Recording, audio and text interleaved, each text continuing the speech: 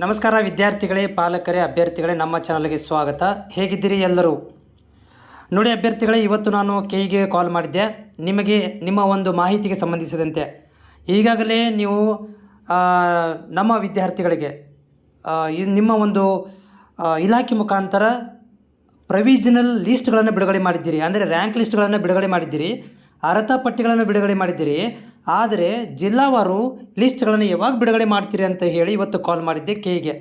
Hope ನೀವು ಕೂಡ ನಾಳಿಂದ ಕಾಲ್ ಮಾಡಲಿಕ್ಕೆ ಪ್ರಯತ್ನ ಮಾಡಿ. ಯಾಕಂತಂದರೆ ಈ ಕೆಇ ಪ್ರತಿ ವರ್ಷ ಏನು ಮಾಡುತ್ತೆ ಅಂದರೆ ಎಲ್ಲ ನಮೂನೆಯ ಎಕ್ಸಾಮ್ಗಳನ್ನ ಕಂಡಕ್ಟ್ ಮಾಡೋದ್ರಿಂದ ತುಂಬ ಬ್ಯುಸಿ ಇರುತ್ತೆ. ಅವರಿಗೆ ಪ್ರೆಷರ್ ಹಾಕಲಿಲ್ಲ ಅಂತಂದರೆ ನಮ್ಮನ್ನು ಸೈಡ್ಗೆ ಇಟ್ಬಿಡ್ತಾರೆ. ನಮ್ಮ ಒಂದು ಪ್ರಕ್ರಿಯೆಯನ್ನು ಮಾಡಲಿಕ್ಕೆ ಸ್ವಲ್ಪ ಡಿಲೇ ಮಾಡ್ತಾರೆ. ಈ ಪಾಲಕರಾಗಿರ್ಬೋದು, ಅಭ್ಯರ್ಥಿಗಳು ಪದೇ ಪದೇ ಅವರಿಗೆ ಮನವರಿಕೆ ಮಾಡಿಕೊಡೋದ್ರಿಂದ ಈ ಒಂದು ಪ್ರಕ್ರಿಯೆನ ಬೇಗನೆ ಮಾಡುವಂಥ ಸಾಧ್ಯತೆ ಇರುತ್ತೆ. ಹೋದ ವರ್ಷ ಕೂಡ ಇದೇ ಥರನಾಗೆ ಆಗಿತ್ತು. ಇವು ಕೂಡ ನಾನು ಕಾಲ್ ಮಾಡಿದಾಗ ಅವ್ರು ಕೇಳಿದೆ, ನೋಡಿ ಮೊರಾರ್ಜಿ ದೇಸಾಯಿ ಮತ್ತು ವಿವಿಧ ಒಂದು ವಸತಿ ಶಾಲೆಗಳ ಅಡ್ಮಿಷನ್ ಪ್ರಕ್ರಿಯೆ ಇನ್ನೂವರೆಗೆ ಆರಂಭವಾಗಿಲ್ಲ, ಜಿಲ್ಲಾವಾರು ಪಟ್ಟಿಗಳನ್ನು ಯಾವಾಗ ಬಿಡುಗಡೆ ಮಾಡ್ತೀರಿ ಅಂತ ಮಾಹಿತಿಯನ್ನು ಕೇಳಿದಾಗ ಅವರು ಸಿಂಪಲಾಗಿ ಹೇಳಿರುವಂಥದ್ದು, ಅತಿ ಬೇಗನೆ ನಾವು ಮಾಹಿತಿಗಳನ್ನು ಆಫಿಷಿಯಲ್ ವೆಬ್ಸೈಟ್ ಒಳಗಡೆ ಬಿಡ್ತೇವೆ. ಈಗ ಅದರ ಬಗ್ಗೆ ನಾವು ಪ್ರಕ್ರಿಯೆಯನ್ನು ನಡೆಸ್ತಾ ಇದ್ದೇವೆ. ಆದರೆ ಸ್ವಲ್ಪ ತಡ ಆಗುತ್ತೆ. ಆದರೆ ವೆಬ್ಸೈಟ್ಗಳನ್ನು ನೋಡ್ತಾ ಇರಿ, ಈ ಒಂದು ಕೆಇ ವೆಬ್ಸೈಟ್ ನೋಡ್ತಾ ಇರಿ, ನಾವು ಅತಿ ಬೇಗನೆ ನಿಮಗೆ ಮಾಹಿತಿಯನ್ನು ತಲುಪಿಸ್ತೀವಿ ಅಂತ ಹೇಳಿ ಕಾಲನ್ನು ಕಟ್ ಮಾಡಿಬಿಟ್ರು.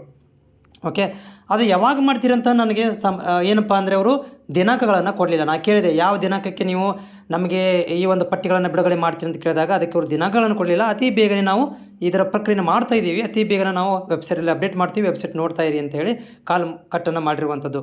ಇದು ಇವತ್ತಾಗಿರುವಂಥ ಒಂದು ಬೆಳವಣಿಗೆ.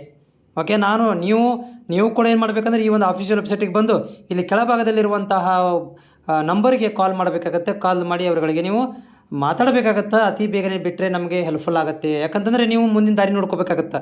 ಈಗ ಅವರು ತಡ ಮಾಡ್ತಾ ಹೋದರೆ ಮುಂದಿನ ದಾರಿ ನೋಡ್ಕೊಳ್ಳೋಕ್ಕೆ ಕಷ್ಟ ಆಗುತ್ತೆ. ಹೀಗಾಗಿ ಪ್ರತಿಯೊಬ್ಬ ಪಾಲಕರಲ್ಲಿ ನಾನು ರಿಕ್ವೆಸ್ಟ್ ಮಾಡ್ಕೊಳ್ಳೋದೇನೆಂದರೆ, ನೀವು ಕೆಇಗೆ ಕಾಲ್ ಮಾಡಿರಿ.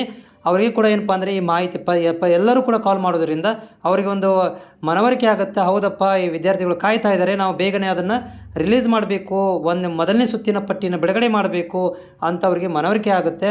ಅದನ್ನು ಬೇಗ ಬಿಡುಗಡೆ ಮಾಡುವಂಥ ಕೆಲಸವನ್ನು ಮಾಡ್ತಾರೆ. ನಾನು ನಾಳೆಗೆ ಮತ್ತೆ ಬೇರೆ ನಂಬರಿಂದ ಕಾಲ್ ಮಾಡ್ತೇನೆ.